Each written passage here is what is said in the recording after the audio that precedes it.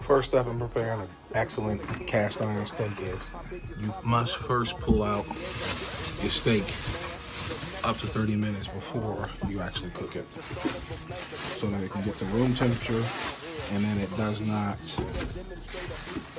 overcook on the outside and undercook on the inside. So you get it to cook evenly. Okay, now that we let the steak sit out for about 30 minutes, I like to go through the seasoning process. I like to use extra virgin olive oil, cracked fresh pepper, sea salt, and I'm a fan of this Weber chop and steak seasoning, or steak and chop seasoning. Put a drizzle of olive oil on the top.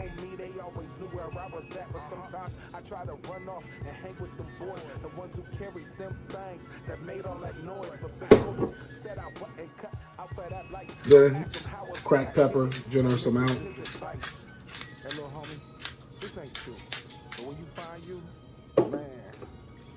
Switch over to sea salt.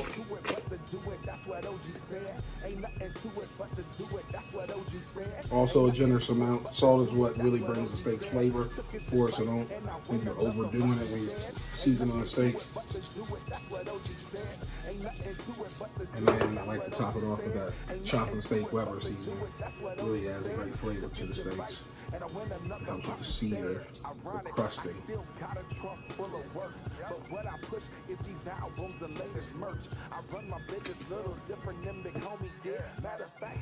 I like to rub the seasoning in, make sure we get the sides of the fat there, and to make sure that the flavor is getting into the crevices of the steak.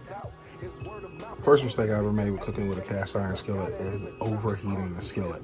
I thought that to get a good sear on the steak, I needed to have the temperature up to high, but in truth, you only need it to be a little bit past medium heat.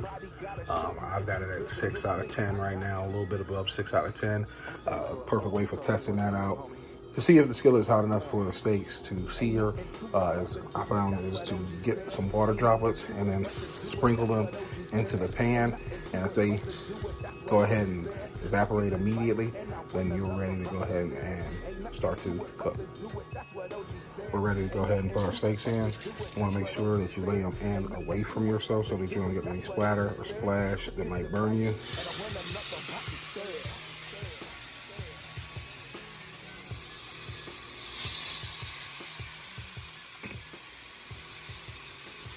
We're going to do these for about 8 minutes so that the steaks are about medium. We're going to go ahead and let them cook for about 90 seconds to 2 minutes on the side, and then flip them. During the cooking process, I like to make sure that the steaks are making full contact with the pan. So I'll take the tongs and lightly press down on the steaks to make sure that we are cooking completely on the entirety of the surface area. All right, it's been about a minute and a half. I'll go ahead and clip.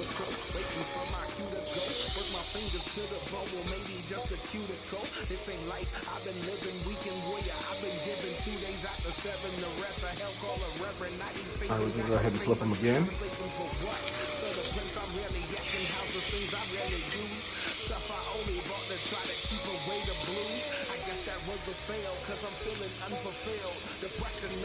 Flip number 3 coming up. We've been cooking them for about 5 minutes now.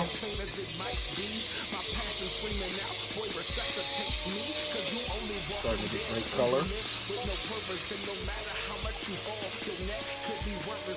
At this point, you want to start trying to render down the fat on the steak. So turn them on the side. You can make sure that you get, instead of that white, tough fat, and sometimes you get with steaks that aren't completely rendered. You want to turn it on the side, make sure they're searing off that deliciousness, which is going to add to the flavor of the steak. And at this point, we're going to go ahead and add butter to the pan. And be careful with cast iron. You're going to want to make sure you wrap the handle so that you don't scald yourself. And we're going to start to baste the steaks with the butter to add to the flavor.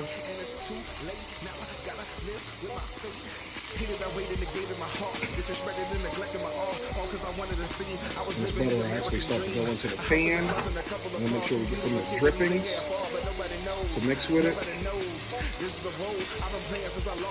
that we can ladle over the top of the steak so they get that delicious buttery flavor back into the meat.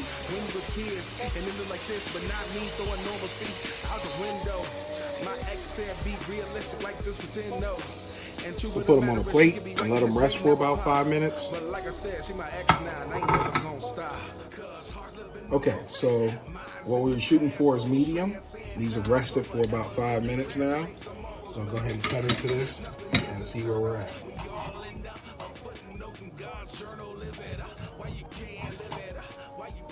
So it looks like we did get, it looks like medium well. No, that's about medium.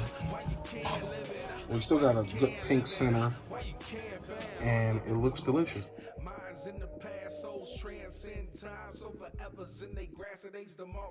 Perfect. Nothing is eternal. We all end up a footnote in God's journal. Live it up. Why you can't live it up? Why you can't live it up? Why you can't live it up? Why you can't, man?